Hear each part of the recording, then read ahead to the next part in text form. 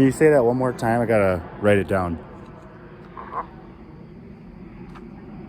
Deputy who? Battalion Deputy Chief. And he's Olson, O-L-S-O-N. Okay. Thank you. And then, is it okay if I set up a one-on-one interview with you? That would have to be clear to the chief. Chief O'Hara? Yes, sir. Okay. Is he a member of a church? That would be a personal question for him. Okay. Could I set up a one-on-one interview with Chief O'Hara? You can certainly send in a request to policepio@minneapolismn.gov, and we can process that. Okay. And who does he take? Does he only do interviews with certain news outlets?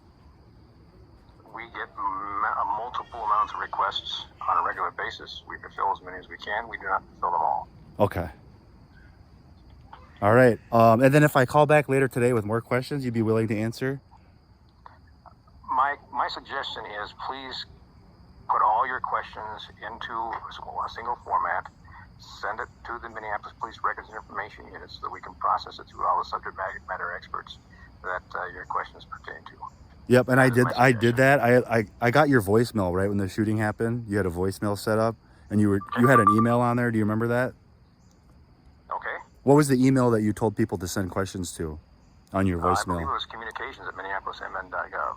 Okay, so what was the other email you told me to send this questions to? So this is police, P-I-O, P-O-L-I-C-E-P-I-O, @minneapolismn.gov. Okay, and this wasn't on your voicemail, was it? No, that is our current voicemail. So that you understand, with a school shooting, we had massive amounts of requests for information that overwhelmed the PIO office's ability to do that. So we switched to a joint information center, and that's where we set up a specific email related to the Annunciation Catholic Church shooting. Okay, so you're unprepared for the amount of emails. That is not accurate. Let's say you just said you were overloaded or overworked. What was the word you used? So I have a partner. There's two of us.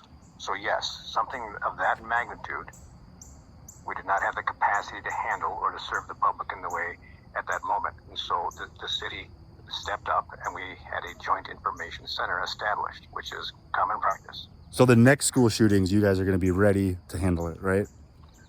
What will happen is exactly what I said, because we were ready. Okay, that email was set up within hours of the school shooting happening so that we could handle the amount of information that was being requested. Within hours? What's that? Within hours, you said?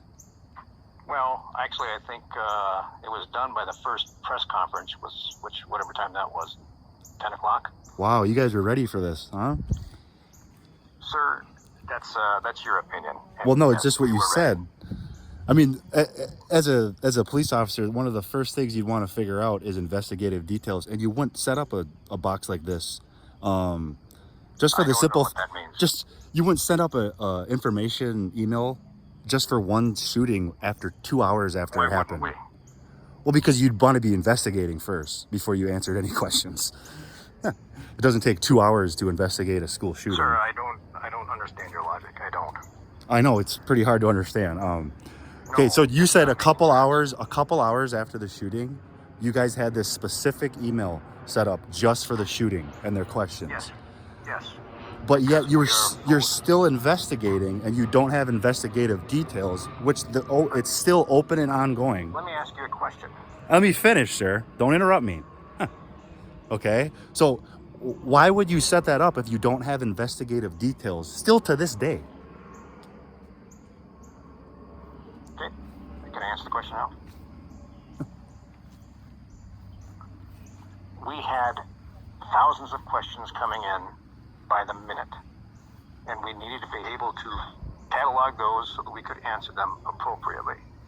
So yes, we set up a system so that we could serve the public in that capacity. When it comes to providing details, we're providing the details that are publicly available. Okay, but you're saying saying more details that are available once the investigation is over. We have a state statute that governs public versus private information, Minnesota 13.82. You may review that so that you can understand how we process public versus private information. Okay. Yeah.